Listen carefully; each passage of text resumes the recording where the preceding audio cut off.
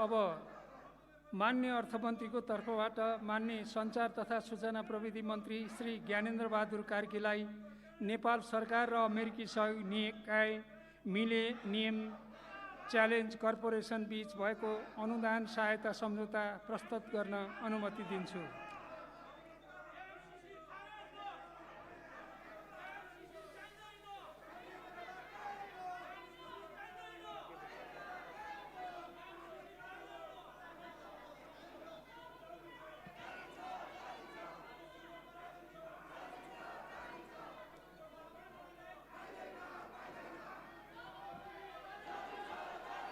सम्माननीय सभामुख महोदय, सन्धि ऐन 2047 को दफा 4 को व्यवस्था बमोजिम नेपाल सरकार मन्त्री परिषदले मिति 2075-10-25 में नेपाल सरकार र अमेरिकी सहयोग निकाय मिलेनियम च्यालेन्ज कर्पोरेसन एमसीसी बीच भएको अनुदान सम्झौता मिलेनियम च्यालेन्ज कम्प्याक्टलाई अनुमोदन गर्नका लागि सङ्घीय संसदमा पेश गर्न अर्थ मन्त्रालयलाई स्वीकृति दिने निर्णय गरे अनुरूप नेपालको संविधानको धारा 279 बमोजिम प्रतिनिधि सभाको साधारण बहुमतबाट सम्झौता अनुमोदन गर्नका लागि तत्कालीन अर्थमन्त्री डाक्टर युवराज खतिवड़ाले सम्मानित सदन समक्ष प्रस्ताव पेश गर्नुभएको माननीय सदस्यहरूलाई विदितै हुनुपर्दछ। साथै माननीय सदस्यहरूले यस विषयमा अध्ययन गरी विभिन्न समयमा आफ्नो भनाइ राख्दै आउनुभएको छ। सरकार अविच्छिन्न उत्तराधिकारीवाला संस्थाको रूपमा रहने भएको हुँदा नेपाल सरकारले विगतमा गरेका कुनै पनि निर्णयको पालना गराउनु र निष्कर्षमा पुर्याउने दायित्व वर्तमान सरकारको हुने यथार्थलाई मनन गरी नेपालको संविधानको सर्वोच्चता सर्वोपरिता सम्झौताको कुनै व्यवस्था र शर्तबन्ध माथि रहेको स्पष्ट हुँदै नेपालको सार्वभौम सत्ता स्वतन्त्रता स्वाधीनताको अक्षुण्ण र अउल्लङ्घनीय रहेको राष्ट्रिय प्रतिबद्धता प्रकट गर्दै संयुक्त राष्ट्रसङ्घको बडापत्र असंलग्न पञ्चशीलको सिद्धान्त अन्तर्राष्ट्रिय कानुन र विश्व शान्तिको मान्यता अनुसार कुनै सैन्य सङ्गठनमा सामेल नहुने नेपालको परराष्ट्र नीतिको परम्परालाई आत्मसात गर्दै उक्त प्रस्ताव अनुमोदन गरिदिनु हुन म यस सम्मानित सदन समक्ष प्रस्ताव गर्दछु। सम्माननीय सभामुख महोदय, यो प्रस्ताव अमेरिकी सहयोग निकाय एमसीसीले नेपाल सरकारलाई 400 केबी क्षमताको विद्युत प्रसारण लाइन निर्माण र देशका विभिन्न स्थानमा सडक खण्डहरूको मर्मत सम्मारका लागि अमेरिकी डलर 500 मिलियन अमेरिकी डलर अनुदान सहायताको रूपमा उपलब्ध गराउने विषयसँग सम्बन्धित छ। नेपाल सरकार र एमसीसी बीच सम्मत 2074 भदौ 29 गते भएको सम्झौता अनुसार यो सम्झौता कार्यान्वयनमा आएको मितिले 5 वर्षभित्र यस सहयोगबाट सञ्चालन हुने आयोजना सम्पन्न हुनुपर्ने हुन्छ।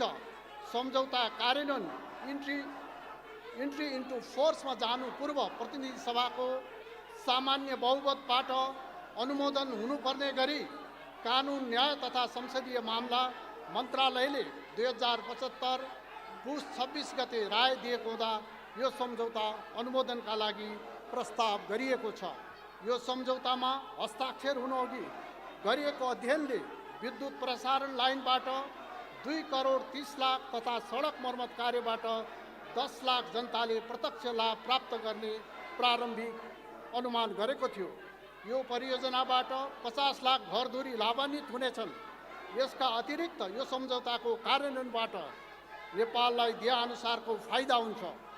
नेपालको ऊर्जा तथा यातायातको क्षेत्रको विकासका लागि एमसीसी अमेरिकी डलर 500 मिलियन हालको विनिमय दर अनुसार करिब 60 अरब रुपियाँ अनुदानको रूपमा प्राप्त हुने।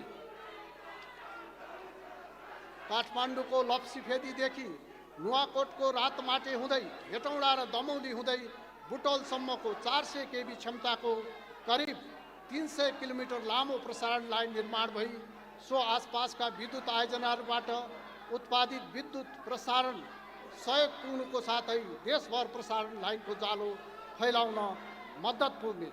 यो अनुमोदन सहायता विद्युत प्रसारण लाइन निर्माणमा कोसे ढुङ्गा भई देशको आर्थिक सामाजिक विकासका लागि महत्त्वपूर्ण साधनको रूपमा रहेको विद्युत शक्तिको उपलब्धता, सहज भई उत्पादन क्षेत्र सबल बन्ने, नेपालमा उत्पादित जलविद्युतले बजार पाउने र आम जनताको दैनिकी जीवनका लागि अपरिहार्य विद्युत शक्ति उपलब्ध हुने भई दिगो विकासमा सहयोग पुग्ने। विद्युत प्रसारणको सुनिश्चितता पछि विद्युत उत्पादनमा थप लगानी आकर्षित हुने। सडक खण्डहरूको अन्तर्राष्ट्रिय मापदण्ड बमोजिमको मर्मत भई यातायात सुविधा सहज हुने र यस्तो मर्मत कार्यको अनुभव अन्य सडक खण्डमा समेत उपयोग गर्न सकिने। हाल उच्च क्षमताको एकमात्र अन्तर्राष्ट्रिय प्रसारण लाइन भएकोमा यस सहायताबाट निर्माण हुने प्रसारण लाइनमा जोडिने गरी अर्को अन्तर्देशीय प्रसारण लाइन निर्माण गर्न आधार खडा भई नेपालमा उत्पादित बचत विद्युत व्यापारका लागि ढोका खुल्ने। यसबाट नेपालले प्रत्यक्ष लाभ लिन सक्ने। सम्माननीय सभामुख महोदय, यस सम्झौताको कार्यान्वयनका लागि अन्य सबै पूर्व शर्तहरू पूरा भइसकेकोले यसको अनुमोदन पश्चात यसबाट सञ्चालन हुने आयोजनाहरू सुरु भएको मितिले 5 वर्षभित्र सम्पन्न भई आयोजनाको प्रतिफल समयमै प्राप्त हुनेछ। अमेरिकी सहयोग निकायले अमेरिकी डलर 500 मिलियन उपलब्ध गराउने र नेपाल सरकारले 5 वर्षको अवधिमा अमेरिकी डलर 130 मिलियन बराबरको रकम वार्षिक विनियोजन गरी बेहोर्नेछ। यस सम्झौता बमोजिम आयोजनाहरू निर्धारित मितिभित्रै सम्पन्न गर्न बृहत्तर राजनैतिक सहमति आवश्यक भएकाले सबै नेपालीले राष्ट्रिय गौरवको रूपमा यो आयोजनालाई स्वामित्व लिन सक्ने गरी यस सम्झौतालाई जनप्रतिनिधिहरूबाट संवैधानिक व्यवस्था अनुरूप अनुमोदन हुन उपयुक्त हुने भएकाले सम्माननीय सभामुख मार्फत म सबै माननीय सदस्यज्यूहरूलाई हार्दिक अनुरोध गर्दछु र सबै माननीय सदस्यहरूलाई विकास परियोजनाबाट प्राप्त हुने लाभ समयमै प्राप्त गर्न सहयोग गर्न आग्रह गर्दछु। अन्तमा सभामुख महोदयको अनुमतिले प्रतिनिधि सभा नियमावली 2075 को नियम 222 बमोजिम नेपाल सरकार र अमेरिकी सहयोग निकाय मिलेनियम च्यालेन्ज कर्पोरेसन MCC बीच भएको अनुदान सहायता सम्झौता मिलेनियम च्यालेन्ज कम्प्याक्ट सदन समक्ष प्रस्तुत गर्दछु। धन्यवाद।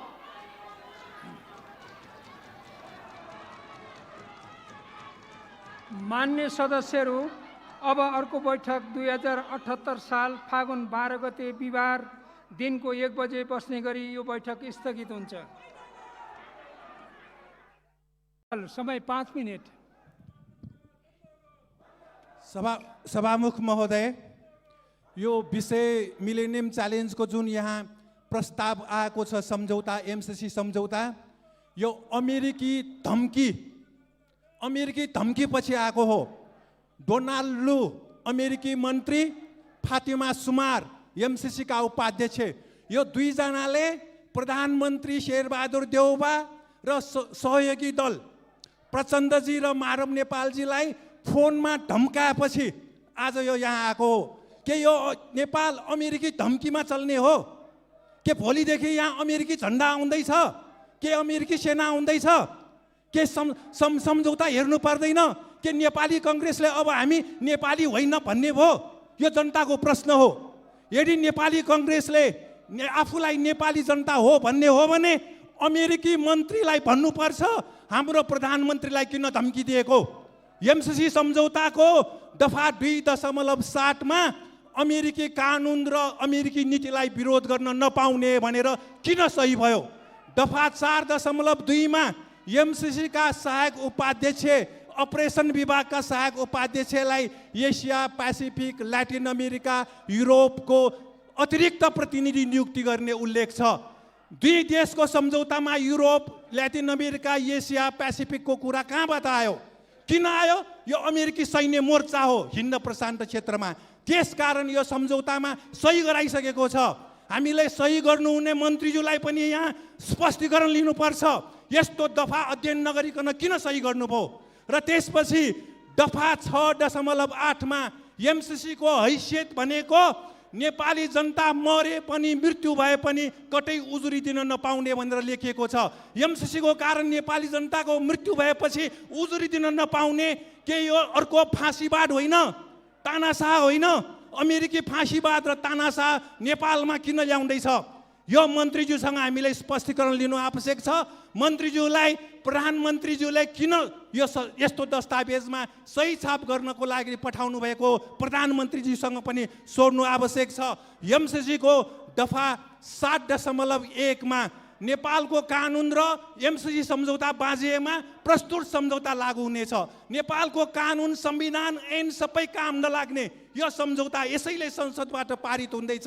यस्तो सम्झौता हामीले पास गर्न मिल्दैन, पेश गर्न मिल्दैन यहाँ। त्यसकारण खारेज हुनुपर्छ र यसको अनुसूची क मा व्यापक राजनीतिक सहमति। कसरी छ व्यापक राजनीतिक सहमति? नेपाली कांग्रेसले अगाडि बढाउँदैमा माओवादीका तत्कालीन प्रधानमन्त्री बाबुरामजीले यसलाई सुरु गर्दैमा कसरी व्यापक राजनीतिक सहमति हुन्छ?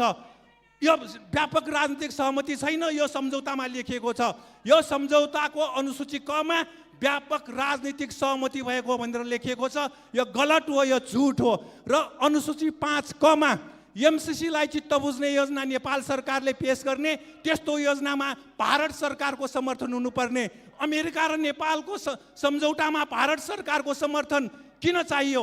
यो के हो? यो त्रिदेशीय हो कि बहुदेशीय हो कि द्विदेशीय हो कि? यस्ता सबै विषय स्पष्ट नभइकन यो अगाडि बढाउन मिल्दैन। एमसीसी को वेबसाइटमा लेखिएको छ यो लगानी हो, इन्भेस्टमेन्ट। यो के हो? लगानी हो अमेरिकाको। यो अमेरिकन इन्ट्रेस्ट हो, अमेरिकाको स्वार्थ हो भनेर लेखिएको छ। यहाँ छ वेबसाइटमा भएको एमसीसी बारे यहाँ लेखिएको छ। यो अमेरिकी लगानी हो, यो सहयोग होइन, यो अनुदान होइन। यहाँ लेखिएको छ these investments not only support stability and prosperity in partner countries but also enhance American interest. अमेरिकी स्वार्थलाई अगाडि बढाउने हो एमसीसी भनेको। त्यो संस्थासँग नेपाल सरकारले किन सम्झौता गर्यो? गर्न मिल्दैन। र यो हाम्रो सम्झौतामा एमसीसीबाट प्राप्त 50 करोड डलरले 2 करोड 40 लाखको जीवन सुख हुने रे। 50 करोड डलरले जीवन सुख हुन्छ? वर्षको 10 खर्ब रुपियाँ हाम्रो रेमिटेन्स आउँछ। खोइ नेपाली जनताले सुख पायो? 50 करोडले नेपाली 2 करोड 40 लाखको सुख हुने होइन। यो पनि झुट हो। र हामीले अमेरिकाबाट सिक्नुपर्छ एउटा कुरा। अमेरिकी स्वतन्त्रता आन्दोलनको बेला त्यहाँका अमेरिकीहरूले बेलायती साम्राज्यवादलाई समर्थन गर्यो।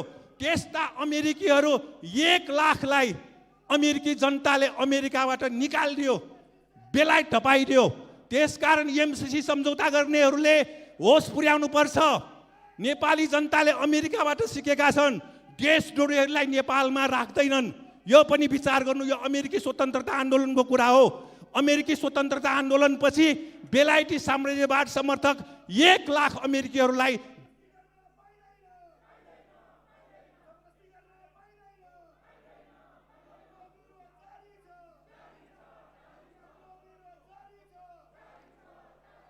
समय सकियो।